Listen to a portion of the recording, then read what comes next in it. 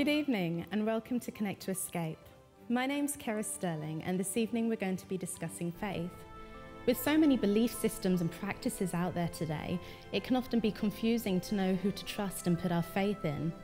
Are we better off trusting in our own knowledge and understanding as a form of self-preservation? Stay tuned to find out more on Connect to Escape.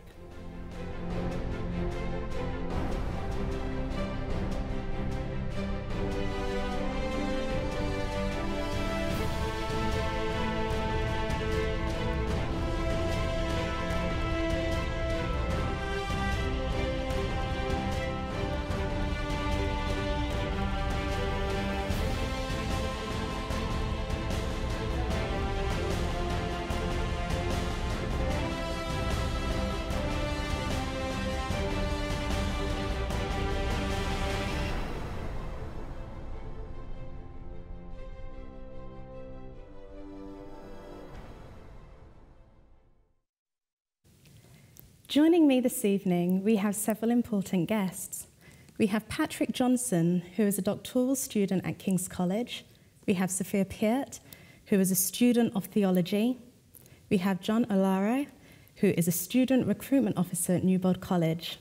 And we have Andrew Leyland, who is the director of English at Newbold College. So we went out to the British public and we asked them, who or what do you trust the most? Let's see what they said. Who or what do you trust the most? Are you talking politics? Just in general. My husband? Probably those two. Okay, thank you. My inner instincts. Who or what do you trust the most? My family?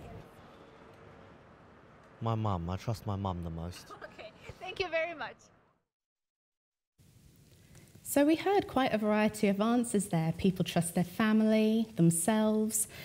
And I guess my question this evening is, there are so many things to believe in these days. How are people supposed to know where to put their trust? John, what do you think about this? I think finding something to put your trust in has a lot to do with your value system, where you put importance, how you build your priority list, and when you find something that matches up with that or complements that, it allows you, it makes it easier to say, I trust that person because we have similar values, or I trust that person because they live a certain way that I agree with. So it's when I believe personally that you find something that kind of matches up with your own belief system or your value system. But I actually think it's also relational. You build that trust over a period of time. So if I'm getting to know you as a friend, I may not necessarily give you 10 grand of mine to hold until I build up some trust in you and in our friendship. And then I'm able to give you the £10,000 to hold for me. I think that came through as well when you hear the answers of the public. Most of them were talking about people they related to in some way, someone they had a personal relationship to. So I agree with you. It has that very much a relational element to it. It's, you know, and a lot of it is I think personality as well. Some of us can put our trust in people a lot quicker than others. I personally think it's a journey, as Sophia said, it takes time. You build up that relationship and the trust is part of that. But some people can trust people very quickly. Others it takes a long time to trust. And but it's definitely relational, and it's definitely a process that takes a while. It can't just happen instantly. Well, I mean, I'm thinking behind, I guess, the concept of maybe not necessarily just a person, you know, but trusting an idea, or trusting a movement, or trusting, you know, like you said, some people can trust something quickly, but there's something behind that. Like there's something that builds that, and I think, you know, that when it goes to the idea of something that you can relate to, especially when it's a split-second decision. Like, you know, do I trust this thing, or you know, do I believe what this person is saying? And I think there's a lot to say for something, like I said, being similar, you know, to your values and stuff. But definitely, I agree with the relationship part, because for the most part, you got to know somebody to say you trust them. It's not easy to just do it right off the bat. Although I mentioned relationship, I'm also thinking about if I take a flight. And I remember the last time I took a flight, I thought to myself, do I actually know what I'm doing?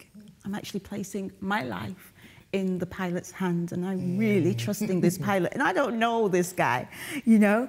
That's trust. I think we trust more than we know we trust.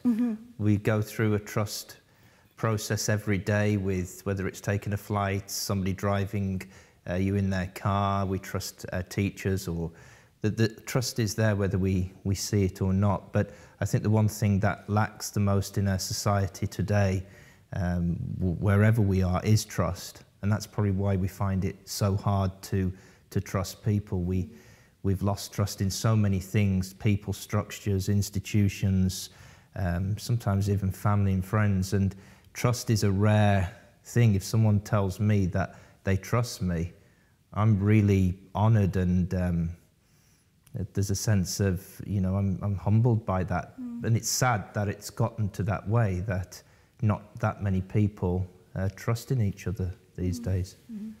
Yeah, and I wonder if that's related to the fact that we see always in the news almost examples of people in trusted positions that have abused that trust. And we're constantly bombarded with this. So you can't trust teachers, you can't trust priests, you can't trust politicians. And so it's no wonder it's all been eroded so much, because we're always being fed these stories. And it's good news, I guess, but we're constantly being fed these stories of, well, you can't really trust anybody. And that's why I think we've ended up in the place where we are right now.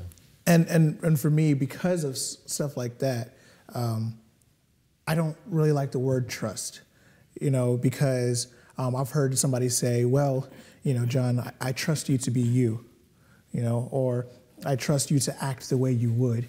And it's like, it's almost, you almost lose the meaning of the word, which I believe trust to be, you know, you rely on something or someone, or you believe in something or an idea. And it's like when people are given these positions of power, or these trusted positions, as we say, it's almost like there's no involvement. I have no relationship, there we go, with these individuals. So there was no way for me. Yes, they've been given this position of trust, but I had nothing to do with it, and I'm almost forced to trust them because that's how it is. That's what it already there. And so it's like, do I rely on, you know, a politician to follow through with what he says? I don't know, but do I trust a politician to be a politician? Do you think everybody's got to then build up their own trust of each individual person, or can it be a given? I think it's got to be tested. I mean, in our faith, we talk about testing the very people who proclaim something, to test what they're saying is true. I think that's the same with politicians. Some would say, well, that's democracy. We have democracy. That's the test. If you haven't trusted them, you vote them out. It's not always that easy. But I think, yeah, we say respect has to be earned. I think trust has to be earned as well, especially these days, most definitely. So as you can see, we're starting to discover that faith has a lot to do with trust, and it has a lot to do also with relationship. But before we continue, let's listen to Sarah and hear some wonderful music.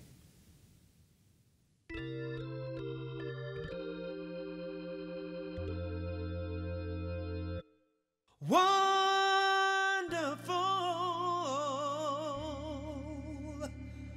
my God is wonderful.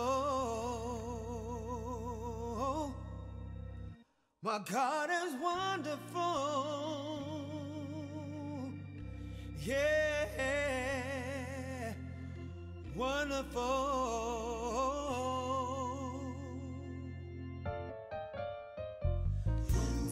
is my shepherd, and he's my guide. Whatever I need, the Lord will provide. Praise my Lord's name. He's so wonderful. He's so wonderful. Wonderful. He's wonderful. Wonderful. I really believe that my God is so very wonderful. Wonderful. He is wonderful. Wonderful to me. He's so wonderful. If you've never tried the Lord, try him someday and see my Father come down and make a way. Praise my Lord's name. He's so wonderful. He's so wonderful. The Lord is my shepherd, and he's my guide. Whatever I need, the Lord will provide. Praise my Lord's name. He's so wonderful. Praise his holy name. He's so wonderful. Praise my Lord's name. He's so wonderful. He is so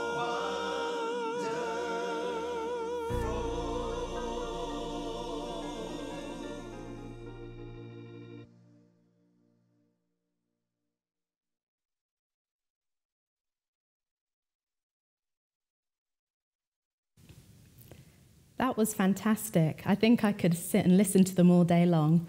But back to our discussion about faith. I think it's very easy to discuss the theory, but let's hear a real-life experience. Sophia, could you share your story with us, please? Sure. My story is based on relationship, as we've been discussing. I was working as a project manager in the NHS back in 2013, and I made a decision to actually leave my job, my home, and go into full-time study. The journey started back in 2007. I started to get a sense that I wanted to do something different, and I started to pray about it and to ask God, what is it you want for my life? What do you want me to do? I want something different. Not knowing what it was, I started exploring lots of different things, but I kept referring back to the Bible. I kept going back to the Bible, and I kept praying, and I started to get some answers, and I started to start moving in this direction. 2012, somebody came and said, I think you should go into ministry. And because this person, I'd just met them for the first time, I'm thinking, how do you know that? I don't know you, you know? So I went back again to the Bible and said, you know, and started to pray again and say, Lord, do you want me to go into ministry? Is this what you really want? And I began to start making steps, and I'd call those steps of faith, you know? And I basically said, Lord, if this is what you want me to do, then open up the doors. 2013, April 2013, I made the decision to go to New Bold College. And at the time, I was still working. I had my flat to rent out. I had to pack up my whole life, basically. And I had a list, almost a shopping list, of things that needed to be done if God wanted me to move and make this decision. And I saw God every step of the way guiding me. And it took faith to make that final jump, simply because on the 31st of August 2013, as I was handing over my keys to my tenants and moving down to New Bold College, I didn't have my fees paid. And I remember laying down in bed that night with the invoice in my hand and saying, God, I've stepped out in faith now. You've done so many things to confirm that this is where I need to be. Now, this is yours. And by the Wednesday afternoon, my fees were all paid, ready for this next new semester. Now, that was a step of faith because I didn't know how I would have got my fees paid. I didn't know, I didn't even know whether I'd have a job, you know, and thankfully I didn't need to work for the first semester and I got a job later on. But I was walking into the unknown, you know, and was I frightened? Of course I was. I was absolutely terrified. My parents, oh, they had a few things to say sometimes. I had my dad come and sit down next to me and say, Sophia, what is this you're going to do? You know, we really need to talk about this. And, but I just had this reassurance. And there was a promise that God gave to me throughout this whole journey. And it was taken from Joshua chapter 1. And it said, have I not commanded you, be strong and very courageous? And that kept me every single time I was about to make a decision, not knowing what was going to happen at the result of the decision, stepping out into the unknown. Be strong, be very courageous. And I'll be honest with you, to this day, that is the promise I take. I don't know what tomorrow will bring. My journey is a faith journey now. My life is a faith journey. But I have to be strong and I have to be very courageous and place my trust in God.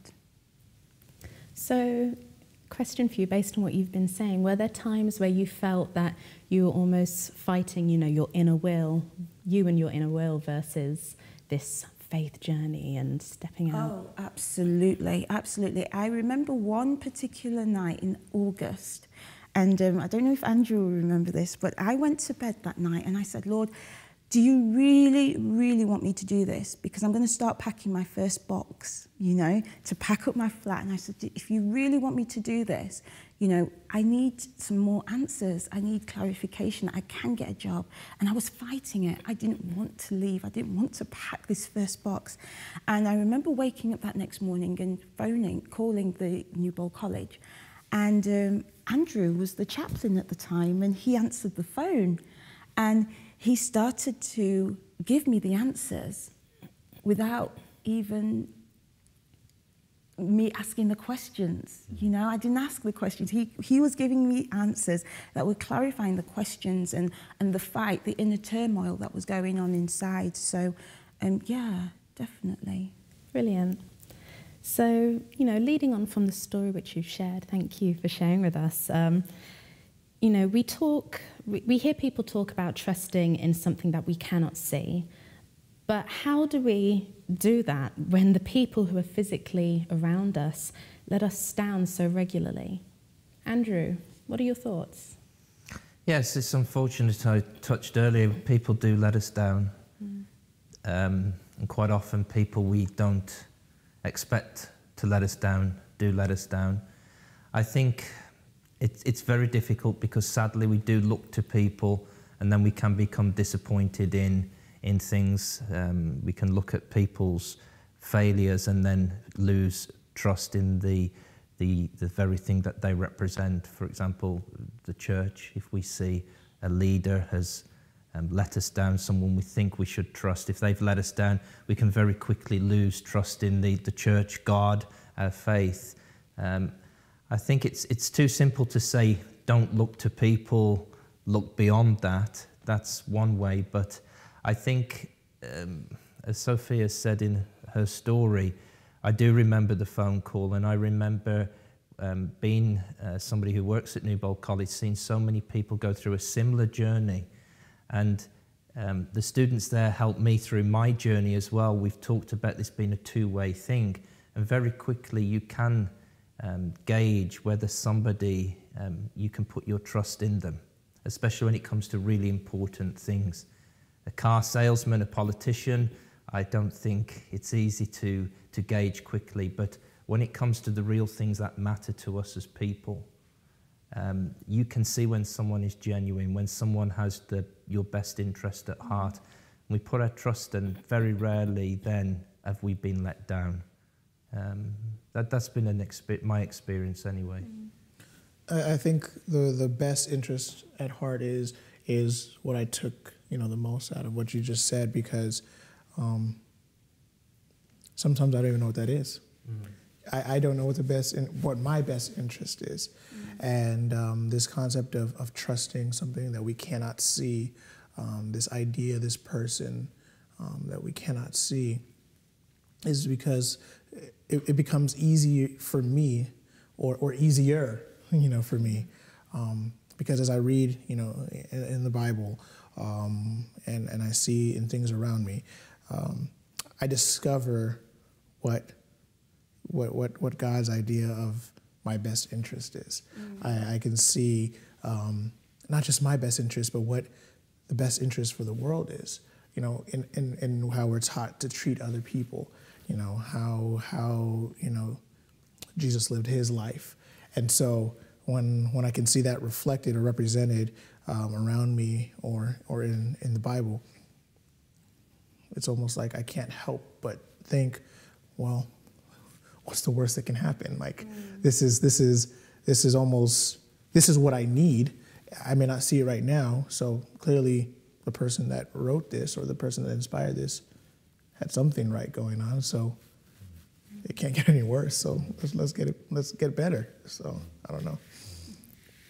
So sometimes we hear people say that the only person they can trust is themselves, and we even heard someone in the from the street interview say the same thing. Is there truth to this? What do you think, Patrick? Well, I think often if we've been disappointed enough, we tend to insulate ourselves. Of course, we want to prevent more hurt, and of course, then you tend to think, okay, the only person I can really trust is myself. Everybody I reach out to just seems to let me down in some way. So it's a natural reaction, I think, in many ways. And I think the saddest thing is when you see a child that has been let down by their nearest guardians. They don't have proper communication skills. They are inhibited in so many ways because all they can do is just close in on themselves. And I think you see that it moves into adult life as well if people have been let down a whole heap too. So I understand the reaction of people who've been seriously let down very often in their lives. And how do people move on from that then? If you have been in a situation where, you have withdrawn into yourself and you feel that you can't have faith in anything or anyone, how do you progress from that? Well, that's an extremely difficult question, and you could have a sofa full of psychotherapists, doctors, ministers of religion, and all sorts. I think there's various ways people can place that. They need to go put themselves in an environment where they can be helped. I think that's the first part. Like any problem people face, they have to get to the point where they need to admit they're in no place to correct it or help themselves, and they need help from somewhere. And I think it can come through faith, it can come through therapy, it can come through various other things. I don't think there's one thing that fits each person. Something practical that I've found that has helped me when I felt like I could only trust myself, I didn't want to share anything with anybody else, was somebody told me that I needed to be a trustworthy person for others. And what I found was that in opening myself, not necessarily to share with others, but to be a vessel of trust, helping others feel safe, that sense of responsibility kind of allowed me to see that it's not impossible to trust again, because if I can do it, if I can be that person for somebody else, surely that there is another individual. I may not find them right away, and I may not see it clearly, but if I can't be the only person capable of being trustworthy. And so it kind of was like the like the light at the end of the tunnel.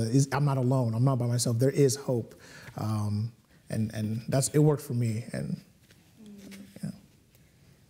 So what we're learning is that sometimes we do feel as if we can't trust anyone else, and we struggle to see how we can have faith in a situation or something we can't see, but there is hope and it is possible.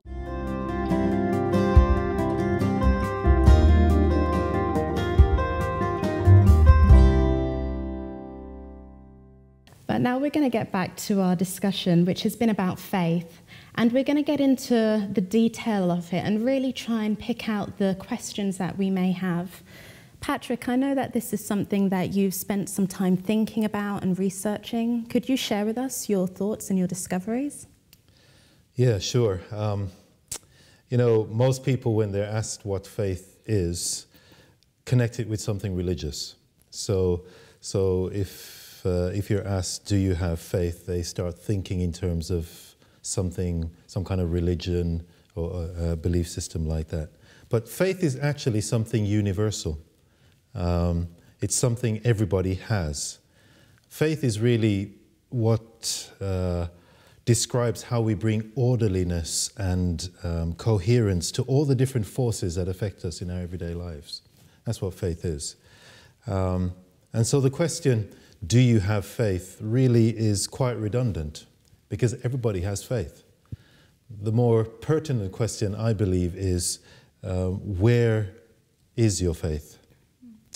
And so based on that, I think perhaps first of all, the most fundamental thing we need to think about is that there are two really conflicting ideas, if you like, about faith. First of all, there is this saying, seeing is believing. And, you know, most people think, yes, the scientific method is what I can test, is what I can prove. If I can see it, if I can touch it, experience it with my senses, then I will believe that that exists. Whereas an ancient book like the Bible, it says, we live by faith, not by sight. Or we walk by faith, not by sight. So you've got these two conflicting ideas. Seeing is believing, or you actually live more of your life by faith than by sight. Is that true? Well, when you think about it, I think the biblical description is a lot more true. I think we referred to it earlier. We've all been out flying on an airplane. How many of you actually go around and check that airplane out before you go on it?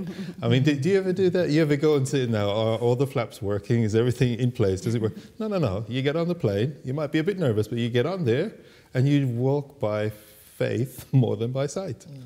I don't know if you've been to the dentist of late. I think it's better to walk by faith than by sight when you go to the dentist. I have been in the dentist room and looked at those instruments. They are scary. Have you looked at them? Sorry to any dentists out there, but I mean, some of them look like torture instruments. So it's a whole lot better to just go in there and just open your mouth and trust that dentist.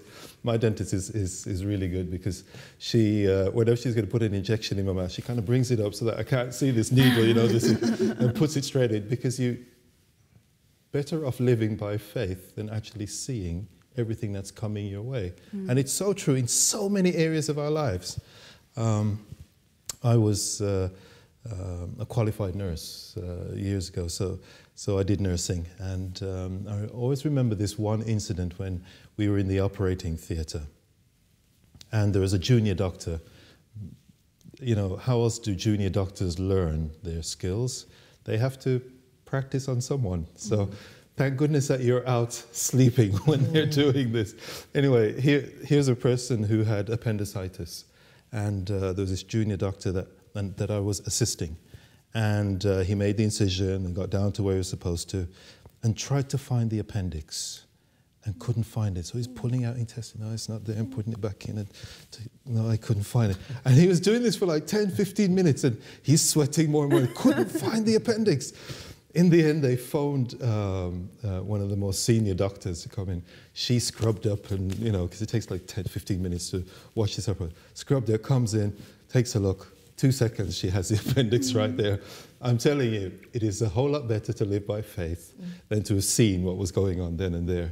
We do it all the time. We put our lives, our trust in people just going out to the restaurant. Have you ever been round the back to check whether that cook is putting all the right ingredients in there? No, we don't. We go in there, we order the food, we live our day-to-day lives much more by faith than by sight. So that's why I actually lean more to the side of what the Bible says. We do actually walk day by day, much more by faith than we do by sight. And so, again, that's why for me the most relevant question really is, where is your faith? Not do you have faith? Because we all practice it all the time in so many different ways. But three brief observations, and I think that can be made about faith. First of all, faith is relational, and we saw that in the introductory clips. Faith describes the ultimate concern around which we give our deepest affection and our most valuable devotion. Another way of putting it would be, who do you give your heart to? Who have you put your trust on or in? Where is your heart?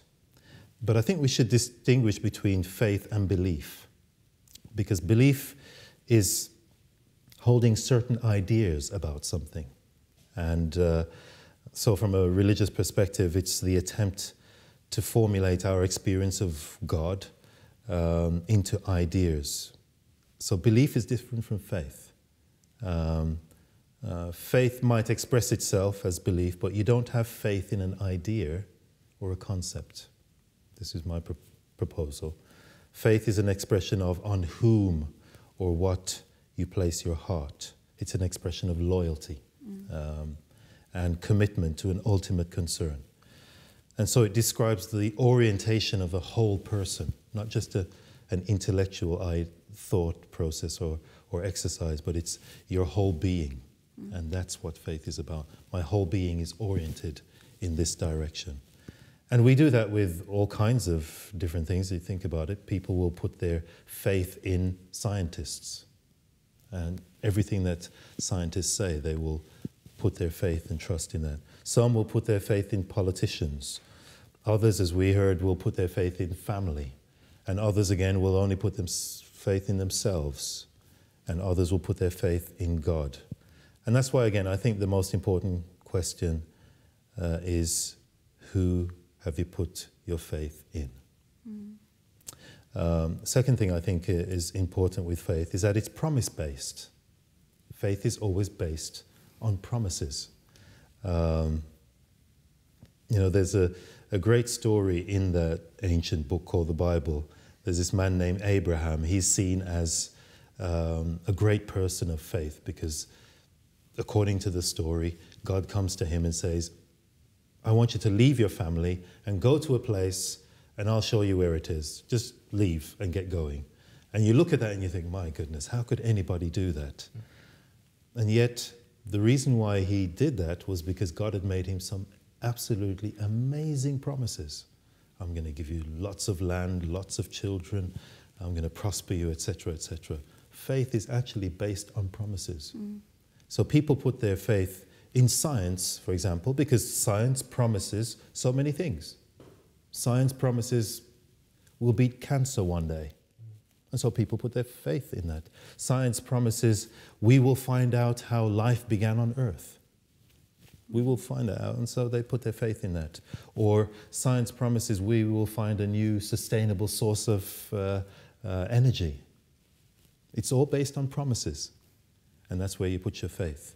Some put their faith in politicians. Why do you think politicians make so many promises? It's so that people will put their faith in them and, of course, vote for them. Whether they deliver on that is another question, but it's based on promises. Sometimes we only put our faith in ourselves and think, I will get an education, I will get a job, I will get financial stability, I will find happiness for myself. We make promises to ourselves. And of course, the Bible, it's filled with promises. And that's why many people, Christians, put their faith in it, in what God says there. They put their faith in God because he makes so many promises. Faith is promise-based. And the final thing I will say about faith is that you always live and behave according to your faith. You never act the opposite of where your real faith lies. It will always show. So if you do the opposite of what you say you believe in, it's because your faith is really elsewhere. It's not. So we can say we believe in God or trust in God, but if we don't show it in the way we act, it's because we don't actually believe in him or whatever else it might be. So your faith will always show in action. And I guess our day-to-day existence is one of having to choose where we put our faith. Sometimes we're tempted to put our faith only in ourselves. Some are tempted to only put their faith in money. Money can get me everything I need, until, of course, that disappoints. Some put their faith in their beauty or their good looks. Some will put their faith only in education. I get a good education, that will help me through everything in life. Some put their faith only in human research and ingenuity. And then, of course, God says, well, you know what? If you put your faith in anything that's human, that will always disappoint you. And so he says, put your faith in me and you will never, ever be disappointed. That's what the Bible says, or God says. He promises that he will provide, and he's kind of showed it in many different ways. And the Christian believes that he showed it ultimately in allowing Jesus to come and live here on earth and actually die for us. So those are the three, my three observations about faith, really. If you actually will believe that the Bible's proposition is true, that we live more by faith than by sight, then those three observations are that faith is always relational, faith is promise-based, and you will always act according to where you put your faith. Brilliant. Thank you, Patrick. Thank you.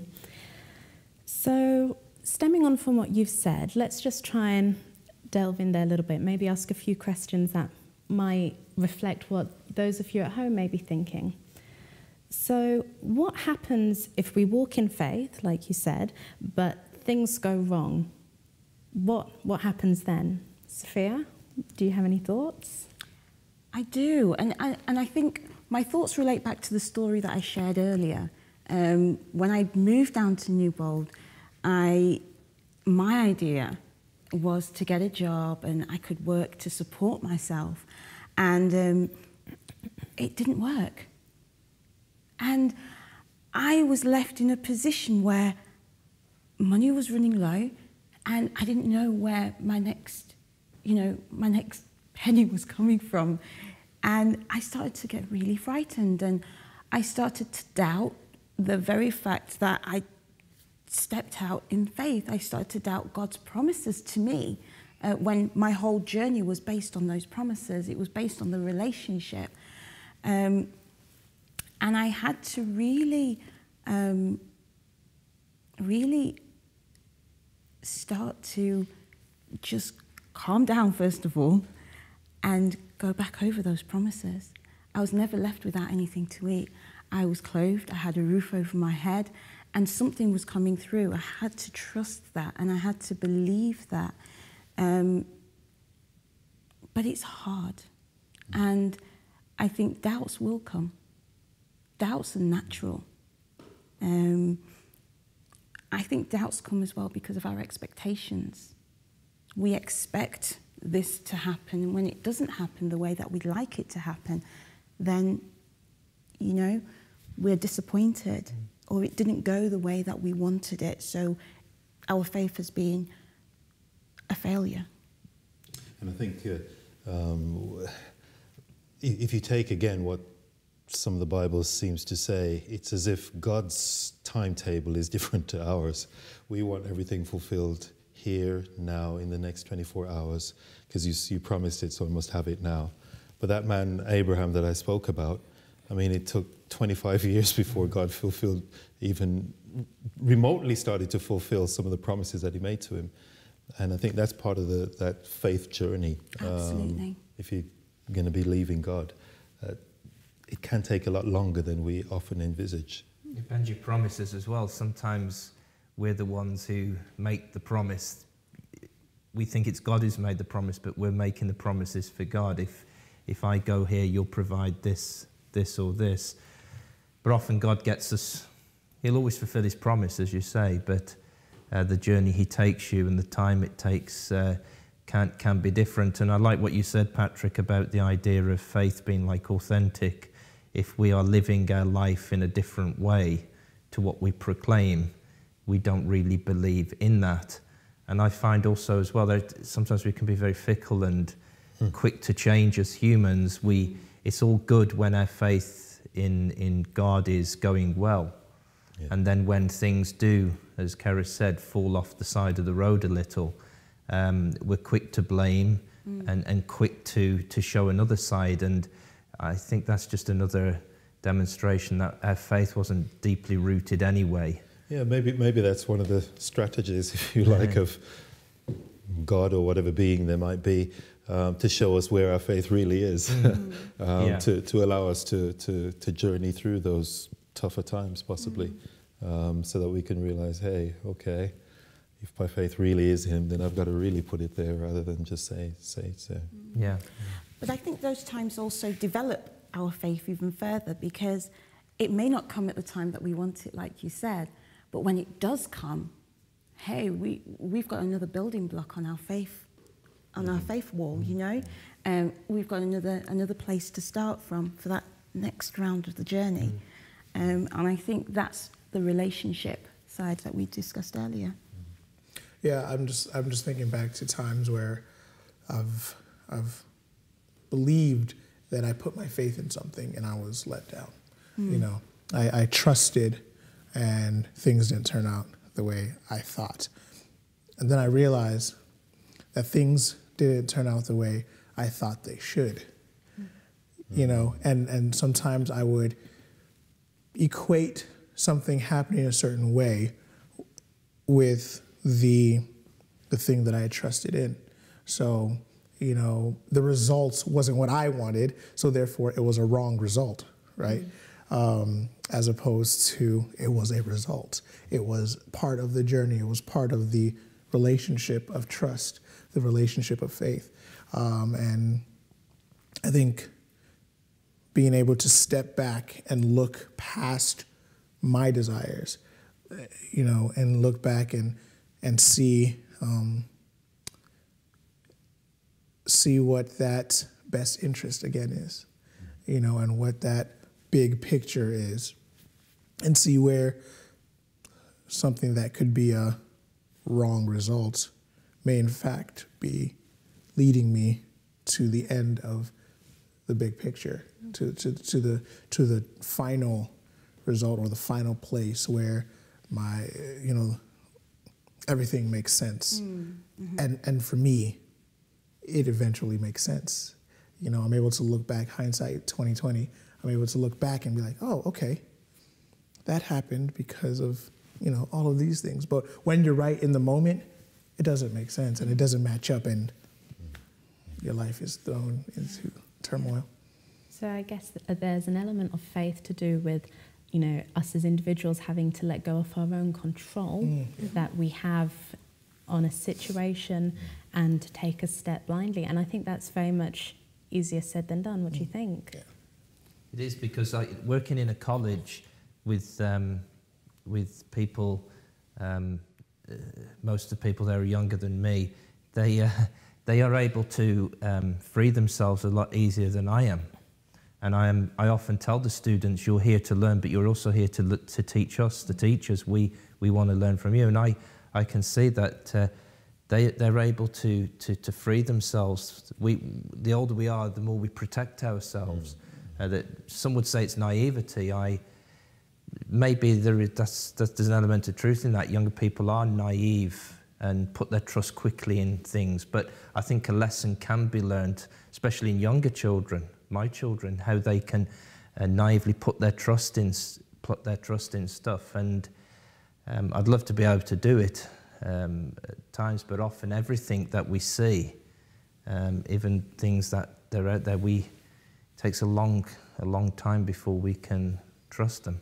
And I like that connection between living by faith and not by sight. because I think there's a big difference between being naive and being ignorant, you know, in something.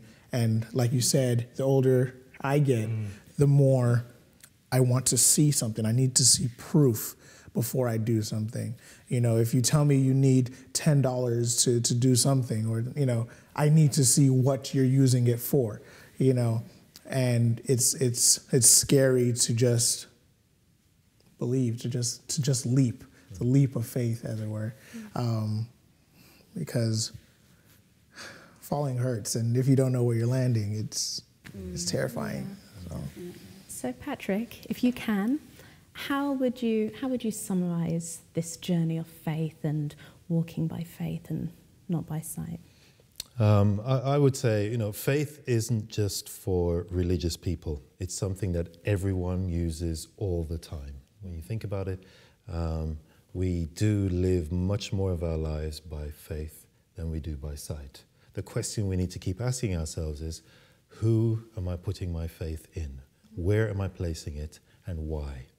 Because the people and the things you're putting your faith in are things you relate to.